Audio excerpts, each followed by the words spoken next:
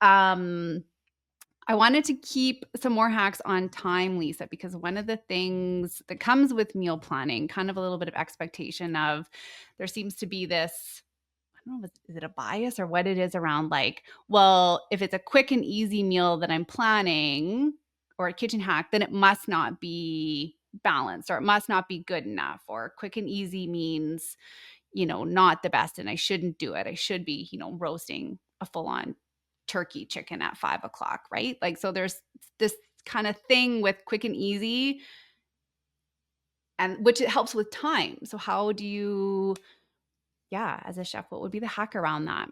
I mean, first off, if something is quick and easy, that totally does not mean that it's not going to be balanced or delicious or just as good as something that spends where you're spending hours in the kitchen on something really complicated. So that like you don't need to have that in your brain at all about the quick and easy aspect. But of course, like finding those recipes that work for you that are those quick and easy ones you can keep returning to, and like what about it did you like, and finding similar things in that vein. So, like for me, sheet pan meals are a good example of that, where it's like very low on dishes.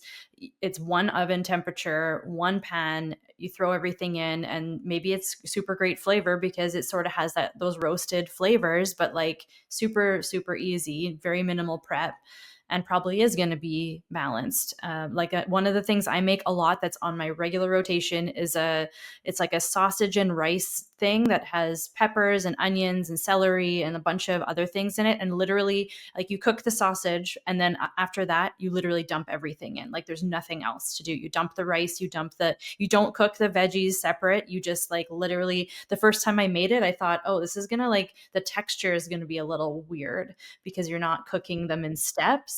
Yeah, and it actually wasn't like it was. That's why it's made it onto my regular rotation because it's like shockingly so good, and there's no negative effect of just dumping everything in and turning it on for 20 minutes. So like definitely look into those types of recipes where you can just throw stuff in, or like slow cooker meals. Um, even using like tools like your food processor and stuff like that to help with chopping if you're like doing a bolognese sauce or something, where you need carrot, celery, and onion. You can just throw it all in the food processor and pulse it for a couple seconds, and everything's chopped up for you like super quick. Whereas normally you'd be spending a bit more time chopping those things up small. So like little things like that can help you along, little tools that can help. And then yeah, just looking for those recipes that don't have where you're not using every single burner on your stove and the oven's on, and all those things, especially in the like busy during the week. That is a mental thing as well as just like a practical thing. Some of my favorite meals, and I tell my clients this all the time, some of my favorite meals don't even have a name. Like sausage and rice with some vegetable. Like I haven't found a better way to describe them than whether it's a frying pan, or a sheet pan in the oven. It's a throw everything in the pan kind of meal because that's literally what you do.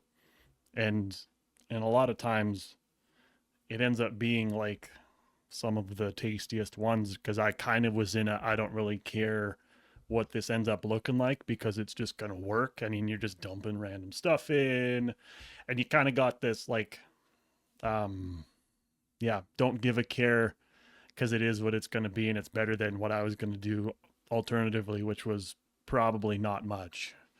And, you know, dig random spice combos out of the pantry and away you go.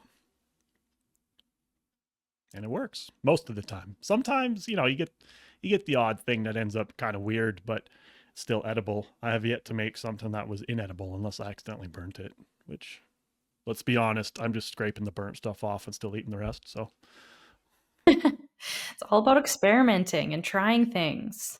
yeah. But I do appreciate the fact that, like, that getting to that point takes time. Like, I've been in the kitchen for like long, long time. I know my way around kitchen tools and I'm not, you know, hesitant to use certain things because I know how they all like, so that element of like stress is not much there for me, whereas it could be for some people. So I don't want to convey a sense of getting to the point of just being able to throw everything in a pan and call it good. It may take a little bit to get to that point for some. For sure. Yeah. And I will add that, like, not every recipe works like that. Like, obviously, there's some recipes that are like a dump in the pan and it works great. And it's somehow a miraculous result. But it's not like you can take a recipe that has all these multiple steps, like a lasagna or something, and be like, I wonder what'll happen if I just throw it all in the pan. And like, obviously, that's not going to work. Right. So, I mean, I think that goes without saying. But yeah, there are certainly a lot of recipes out there that are, especially like slow cooker or instant pot type recipes. Soups are obviously like almost no fail recipes for that, where you can just dump things in the pan and go. So that's always a good place to start for like really quick and easy stuff.